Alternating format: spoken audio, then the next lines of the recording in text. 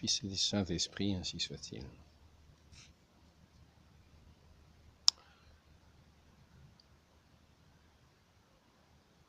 Au sujet de ce qui est de l'écoute de la parole de notre Seigneur, de l'obéissance à Dieu, l'obéissance à Dieu qui nous vaut le don du Saint-Esprit, l'obéissance à Dieu qui nous vaut le don du Saint-Esprit, en ce sens que c'est ce que nous enseigne l'Écriture.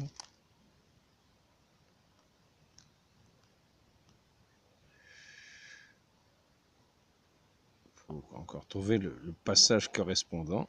Je vais mettre la petite pause. Donc, quant à nous,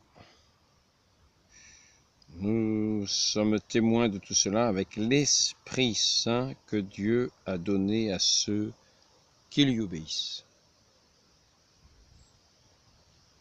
Donc,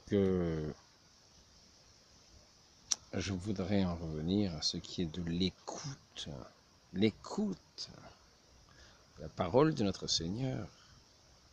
Car une chose essentielle, nous entendons saint Paul qui nous dit que c'est par la foi dans le Christ que nous sommes sauvés. C'est par la foi que nous sommes sauvés. La foi, bien sûr, comme l'enseigne l'Église, agissant par la charité, animée par la charité. Sinon, cette foi est simplement morte. Donc, nous avons un passage de l'Évangile où notre Seigneur explique le pourquoi des paraboles quand il s'exprime. Car très souvent, il parle du royaume de Dieu en parabole. En parabole. Et nous pourrions croire que c'est afin, que s'il parle ainsi en parabole, c'est afin d'être mieux compris.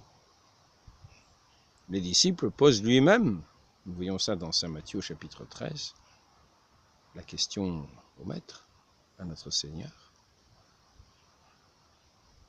Pourquoi parlez-vous en parabole? Et c'est ici que nous avons une réponse qui peut nous paraître étonnante. Je commencerai par mettre ce que j'ai copié de ce passage de l'Évangile. Après ça, je lirai peut-être l'Évangile en entier. À vous, il a été donné de connaître les mystères du royaume des cieux. Mais à eux, donc tous ceux pour qui il s'exprime en parabole, mais à eux, ce n'est pas donné. À vous, il a été donné de connaître les mystères du royaume des cieux. Mais à eux, ce n'est pas donné. Celui qui a recevra encore. Mais celui qui n'a pas se fera enlever même ce qu'il a.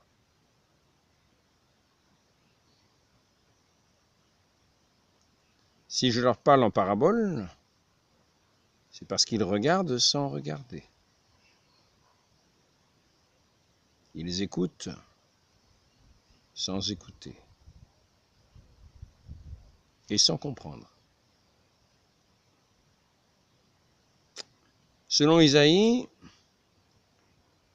vous aurez beau écouter, vous ne comprendrez pas. Le cœur de ce peuple s'est alourdi. Ils sont devenus durs d'oreille. C'est pour que leurs oreilles n'entendent pas et qu'ils ne se convertissent pas, sinon je les aurais guéris. Mais vous, heureux vos yeux parce qu'ils voient, vos oreilles parce qu'elles entendent. Quand l'homme entend la parole du royaume sans la comprendre, le mauvais survient et il s'empare de ce qui est semé dans son cœur. Et là, il reprend cette parabole du semeur.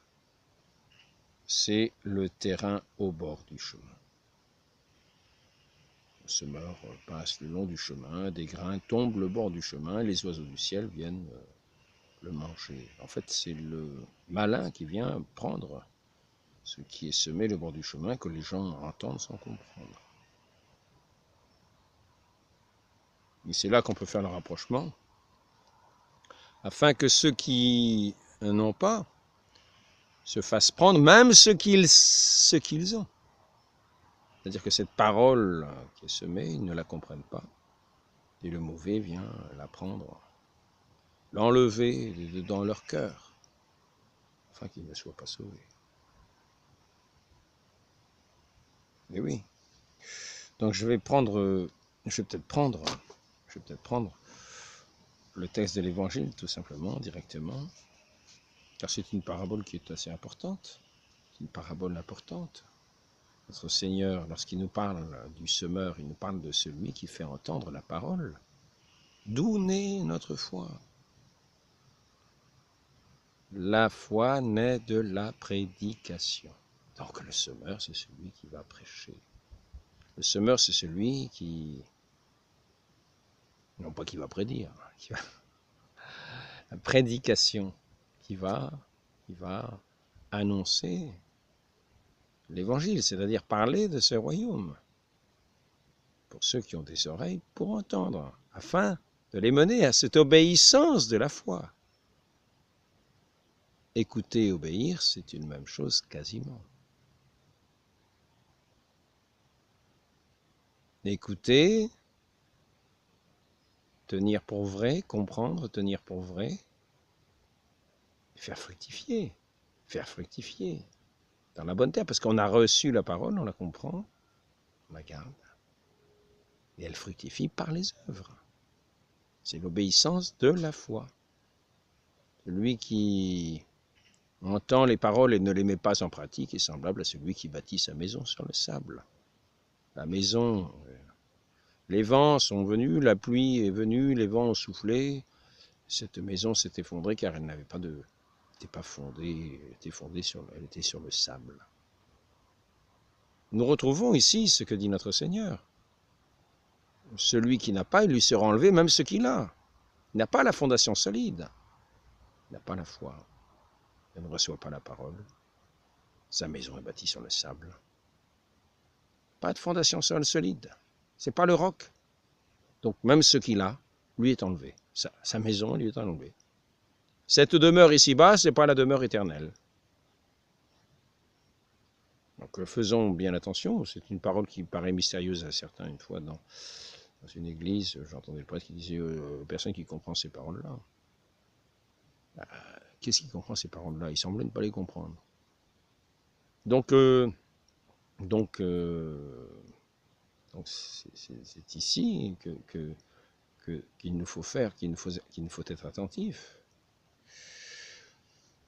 Ce jour-là, Jésus étant sorti de la maison, il était assis au bord du lac.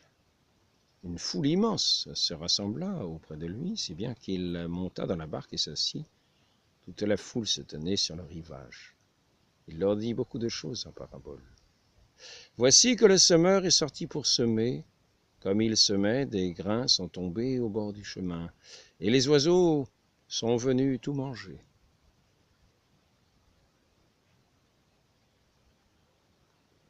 D'autres sont tombés sur le sol pierreux, où il n'y avait pas beaucoup de terre. Ils ont levé aussitôt parce que la terre était peu profonde. Le soleil s'est enlevé. Ils ont brûlé, et faute de racines, ils ont séché. D'autres grains sont tombés dans les ronces ont poussé et les ont étouffés. D'autres sont tombés dans la bonne terre. Ils ont donné du fruit à raison de 100 ou 60 ou 30 pour un. Ils ont donné du fruit. Ils ont été attentifs. C'était la bonne terre. La parole a été entendue, elle a été comprise, elle a été entendue avec foi. Elle a été gardée. Elle n'a pas été enlevée par le mauvais. Ils ont porté du fruit. 100 pour un, 60 pour un, 30 pour un. Celui qui a des oreilles, qu'il entende. Nous entrons. À nouveau, celui qui a des oreilles, mais qui n'a pas des oreilles, qui n'a pas l'oreille. Pour toutes les choses divines, ce qui nous fait reconnaître les choses divines, c'est bien sûr le Saint-Esprit, qui nous fait reconnaître les choses divines, les choses de Dieu, ce qui est du Christ. Il fait reconnaître le Christ, le Saint-Esprit, qui vient nous ouvrir l'oreille.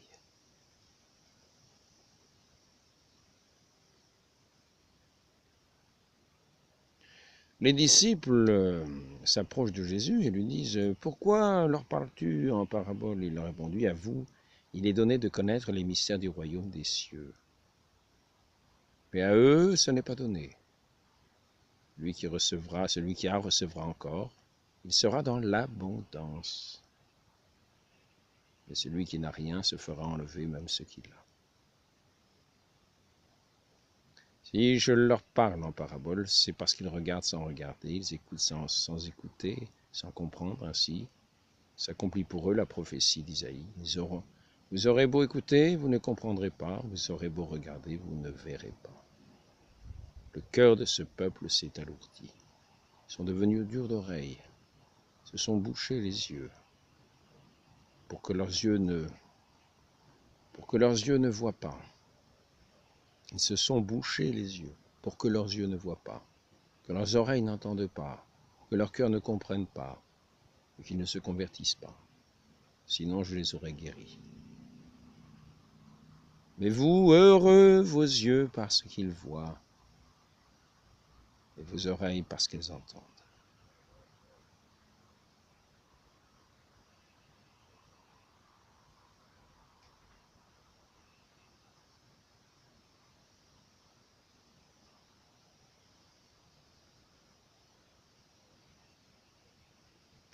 Donc, d'après ces paroles, le cœur de ce peuple s'est alourdi. C'est pour ça. C'est pour ça qu'ils voient sans voir, ils entendent sans entendre, sans accorder la foi, sans accorder foi.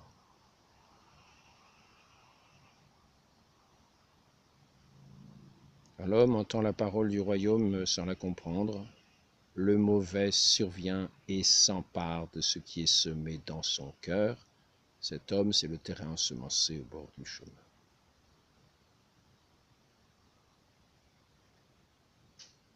Est-ce à dire que toute cette foule à qui le Christ s'adressait ne comprenait rien? Est-ce à dire que le Christ parlait en parabole pour que les gens n'entendent pas, mais finalement ne soient pas guéris? Est-ce à dire qu'ils étaient aveugles au point de ne rien voir avec leurs yeux, d'entendre sans comprendre, ni entendre, et d'écouter sans écouter ni entendre, comme s'ils n'écoutaient que des sons? Ont-ils compris les paroles du Christ? Est-ce que le Christ parlait pour que ces gens-là puissent entendre, puissent comprendre de façon imagée, de façon évidente?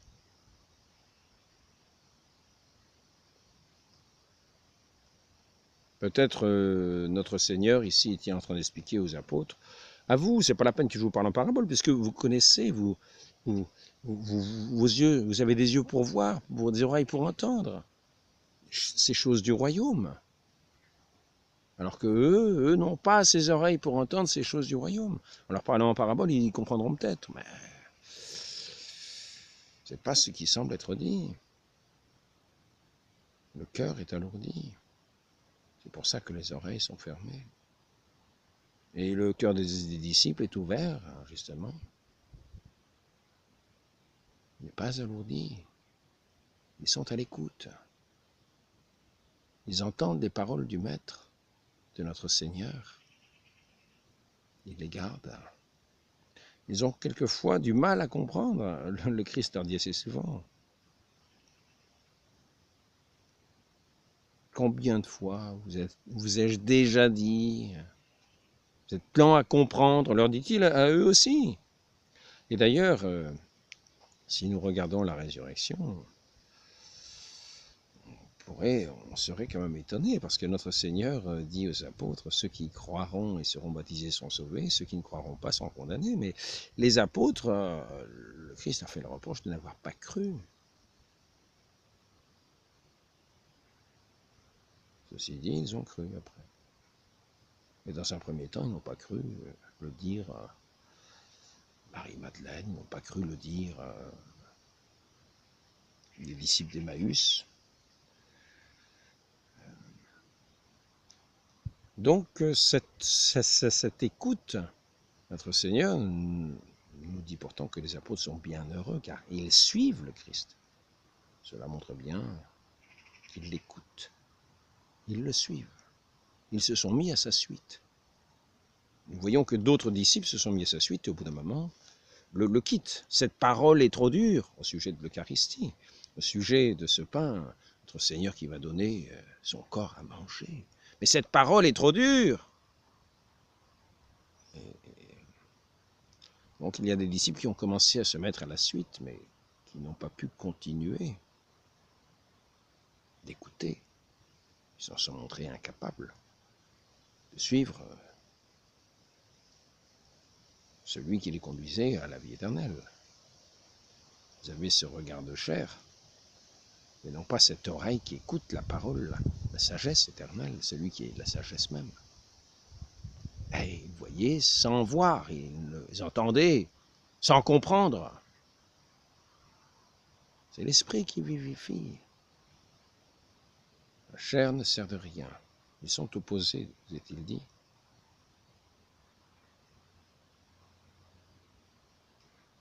Ce qui est de l'Esprit de Dieu reconnaît les choses de Dieu. Donc il nous donne cette oreille pour écouter et pour fructifier. C'est là ceux qui sont de la bonne terre. Mais donc, n'imaginons pas que nous sommes dans ce monde et que,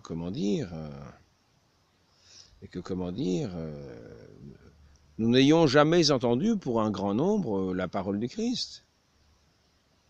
Car ici, il est bien question de foules qui sont devant le Christ, à qui le Christ s'adresse. Il est vrai aussi que souvent, il est question de ces foules qui viennent pour guérir les malades, pour faire un roi notre Seigneur, après la multiplication des pains. Il dit, ça sera un bon roi, il multiplie les pains comme ça, hein. On manquera de rien. Lui, roi, on manquera de rien.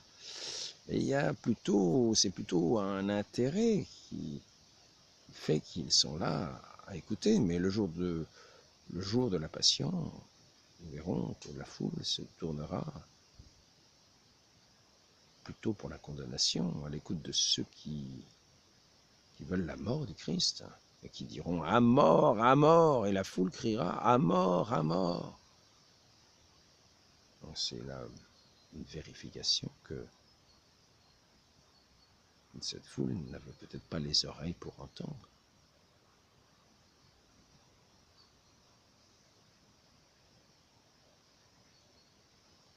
Qu'ils entendaient sans comprendre que le mauvais est venu dérober, comme pour vérifier cette parole, ceux qui n'ont pas, ils leur seront enlevés, même ceux qui les ont. Même cette parole qu'ils auront entendue, c'est comme si elle était dérobée.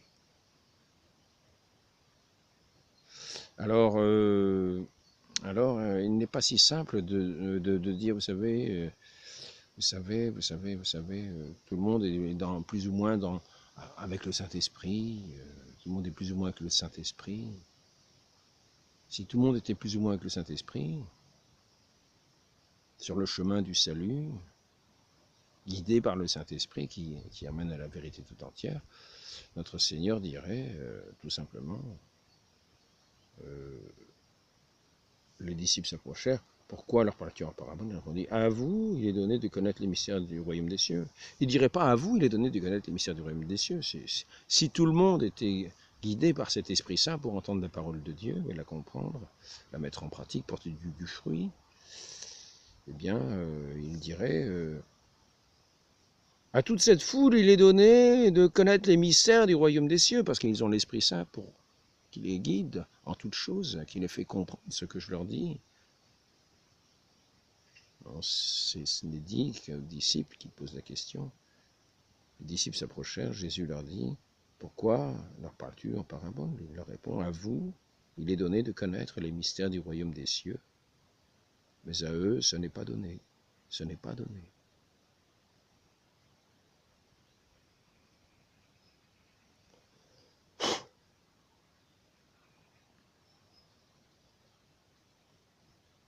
Celui qui a recevra encore. À vous, il est donné de connaître les mystères du royaume des cieux. Et à eux, ce n'est pas donné. Celui qui a recevra encore. Donc vous recevrez encore l'abondance. Vous serez dans l'abondance. Et eux, il leur sera retiré, même ce qui ne sera. Celui qui n'a rien se fera enlever, même ce qu'il a. Donc, même quand le Christ parle clairement à ceux qui semblent avoir des oreilles pour entendre, qu'on pourrait croire animés du Saint-Esprit, voyons que ce n'est pas le cas. Ce n'est pas ce que dit notre Seigneur. Tout le monde n'a pas cette oreille qui écoute. Tout le monde n'a pas cette attention, cet esprit de Dieu qui fait reconnaître les choses divines, qui fait comprendre les choses divines. Ainsi, si la prédication est faite, c'est pour ceux qui ont des oreilles pour entendre.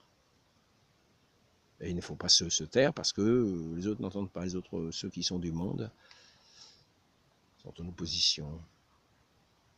Et ils n'ont pas nécessairement, aujourd'hui toujours, pas aujourd'hui toujours, peut-être peut-on espérer que demain, peut-être y aura-t-il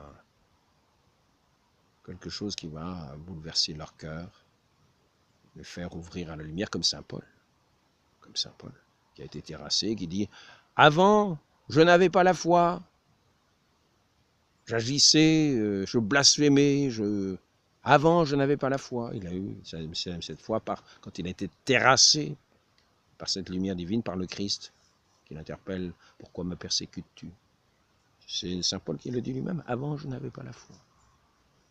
Pas la foi pour entendre. Il entendait les chrétiens, il n'avait pas la foi il n'avait pas l'oreille qui écoute. Il ne comprenait rien du tout. Je n'avais pas la foi, je blasphémais, j'étais un persécuteur. Il le reconnaît. J'ai déjà rappelé ce passage dans un entretien. Un passage étonnant de voir ce pharisien envoyé par les chefs des Juifs pour persécuter les chrétiens, qui avoue qu'il n'avait pas la foi. Il pensait l'avoir auparavant. Attendez, je vais peut-être mettre une petite pause parce que j'ai vu les poules. Je crois qu'elles vont aller dans le potager. En général, elles aiment bien gratter les racines. Donc je vais vérifier. Je mets une petite pause. Voilà, donc les poules sont finalement assez sages. Elles ne sont pas allées arracher les racines du potager. Non, elles se contentent de se promener, de rester un petit peu à l'ombre. Donc, livre de la sagesse, chapitre 1, versets 1 et 2. Notre Dieu se laisse trouver par ceux qui ne le mettent pas à l'épreuve. Il se manifeste à ceux qui ne refusent pas de croire en lui. Il se manifeste. Il se fait entendre, il se donne à voir, il se manifeste à ceux qui ne refusent pas de croire en lui. Il ne faut pas avoir ses oreilles, il ne faut pas refuser de croire. Il ne s'agit pas simplement de courir après la multiplication des pains, de courir après la guérison des maladies. Déjà, c'est extraordinaire. C'est déjà pour ne pas croire après avoir vu autant de miracles. Et c'est pour ça que d'ailleurs notre Seigneur dit « Malheur à vous, Corazine, etc. » serait au jugement pire que Sodome et Gomorrhe, qui ont subi ces châtiments terribles que nous connaissons dans la Bible. Donc, pour tous ceux qui ont vu tous ces miracles, autant de guérisons, et qui n'ont pas su tourner leur cœur vers Dieu pour se convertir. C'est encore autre chose que les paraboles. Notre Seigneur a lié les deux. Sa vie toute lumineuse, sa vie toute agissante des œuvres divines, dans la pleine puissance de Dieu. Ses paroles, la douceur et l'humilité même. Il venait étendre ce royaume de Dieu. Et cette entrée du royaume se fait par ce qui nous est enseigné ici, c'est-à-dire ce semeur de la parole, devant lequel il faut avoir cette oreille qui écoute, cette oreille de disciple, ses yeux pour voir, ses oreilles pour entendre et comprendre, et être guéri, être sauvé.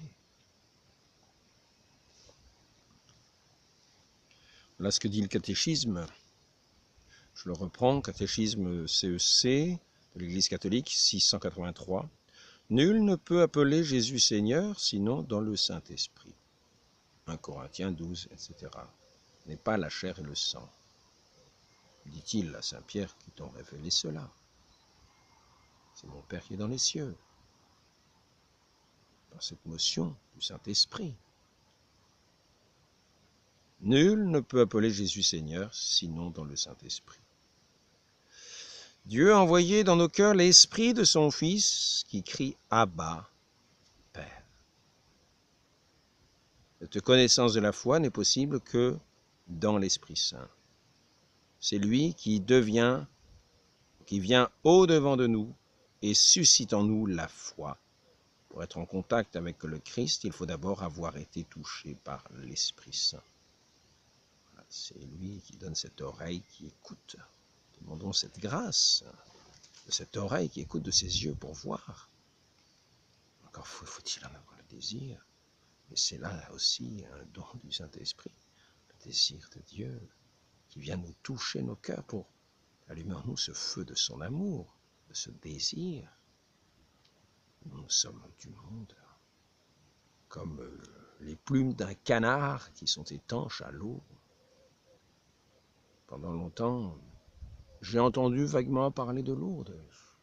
J'étais comme avec les plumes d'un canard, Lourdes. Puis quand cet Esprit Saint est venu, d'une certaine manière, me terrasser, puis me relever, j'ai entendu ces paroles. J'étais attentif à ce qui s'est passé à Lourdes. J'étais attentif à ce que étaient de tous ces signes de Dieu, toutes ces paroles divines. Je ne les ai pas laissés perdre, enlevés par des oiseaux sur le bord du chemin. J'ai essayé d'enlever les ronces, de les délaguer. Les ronces qu'il pouvait y avoir dans ma vie, par cette vie de pénitence. Et cet Esprit Saint m'a donné de creuser un peu plus profond le sol, afin que cette parole puisse bien prendre racine et s'élever pour porter du fruit dans les œuvres. Ceux qui portent l'Esprit de Dieu sont conduits au Verbe, c'est-à-dire au Fils. Donc nous sommes toujours le catéchisme de l'Église catholique, page 683. Et nous pouvons voir que cet Esprit de Dieu n'est pas un esprit manchot. Ce n'est pas un esprit impuissant, c'est l'Esprit tout-puissant, c'est l'Esprit du Dieu créateur, qui agit en toutes choses d'un bout à l'autre du monde. Comme elle est unique, la sagesse de Dieu peut tout et sans sortir d'elle-même, elle renouvelle l'univers, elle déploie sa vigueur d'un bout à l'autre du monde et gouverne l'univers avec douceur.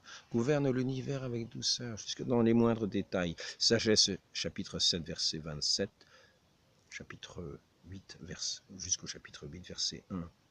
Dieu qui seul a créé le ciel et la terre peut seul donner la connaissance véritable de toute chose créée dans sa relation à lui. La sagesse 7, verset 17 à 21, tiré du catéchisme de l'Église catholique, numéro 216.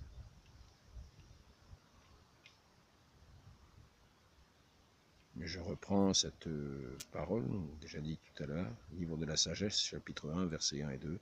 Cherchez-le d'un cœur simple, car il se laisse trouver par ceux qui ne le mettent pas à l'épreuve. Il se manifeste à ceux qui ne refusent pas de croire.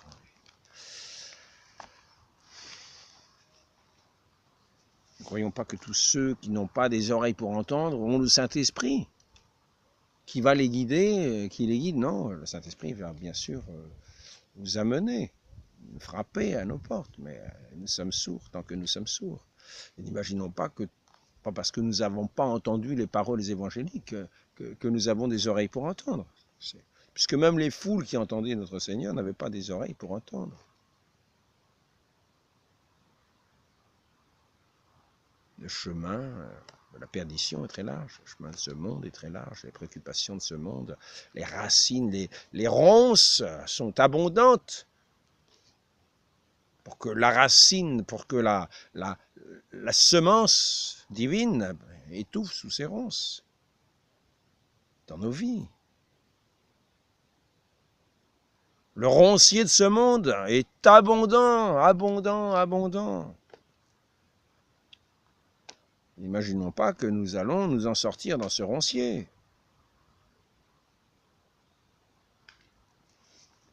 Qu'est-il dit sur les ronces? On va mettre la petite pause. D'autres grains sont tombés dans les ronces. Les ronces ont poussé et les ont étouffés.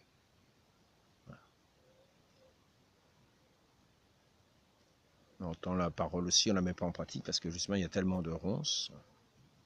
Ce sont les préoccupations du monde. Nous sommes attirés par tous les faux brillants du monde, tous les brillants du monde. Mais la parole véritable qui vient porter fruit dans nos vies, 100 pour 1, 1%, 100 pour 1, 60 pour 1, 30 pour 1. Celle-là, nous n'avons souvent pas d'oreilles pour les entendre, même en parlant en parabole. Donc,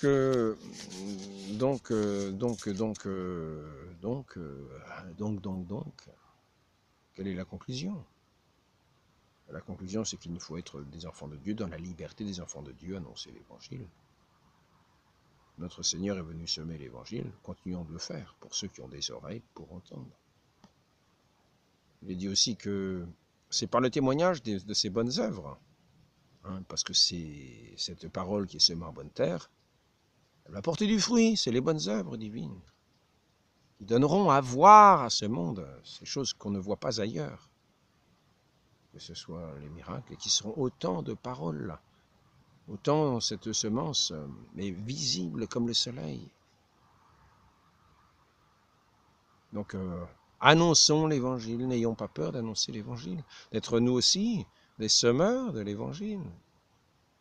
Et gardons-le au fond du cœur.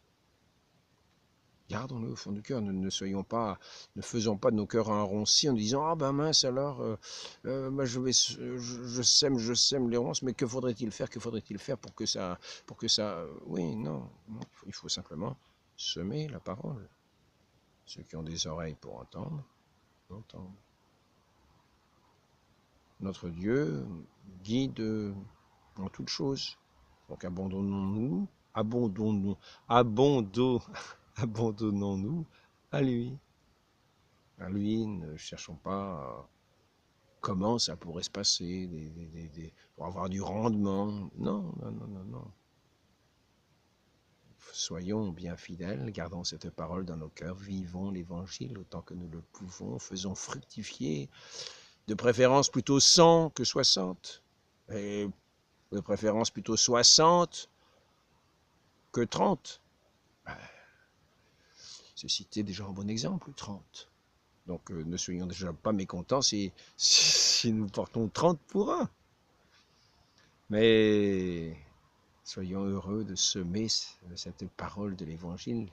Soyons heureux, préparons cette terre. Ne la laissons pas sécher, dessécher par toutes les ardeurs des passions du monde. Non.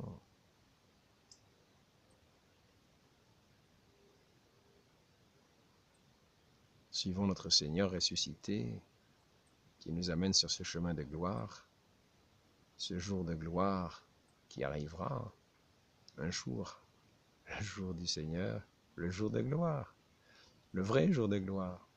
C'est pas le allons enfants de la patrie, le jour de gloire est arrivé. Si, c'est la patrie céleste. Allons enfants de la patrie céleste, le jour de gloire. Notre Seigneur s'est manifesté, mais dans son humilité. Le jour de gloire viendra et soyons prêts. Soyons prêts.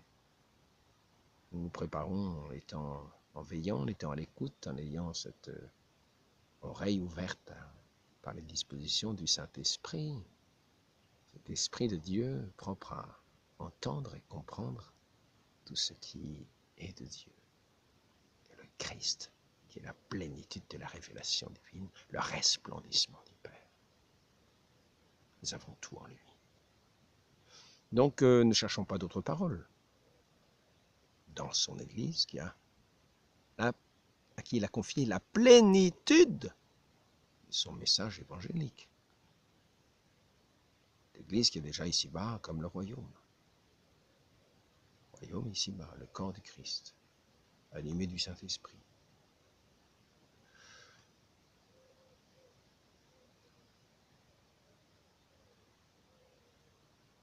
Et nul ne prévaudra sur cette Église. Le Christ en est le chef et il continue de guider son Église par ses pasteurs qu'il a lui-même établis jusqu'à la consommation des siècles.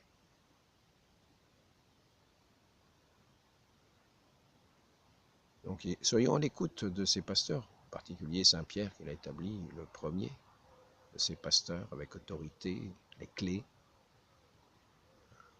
le pouvoir des clés. Ce que tu tiendras pour lier ici-bas sur terre sera tenu pour lier dans le ciel. Il est le portier du ciel, disons-nous.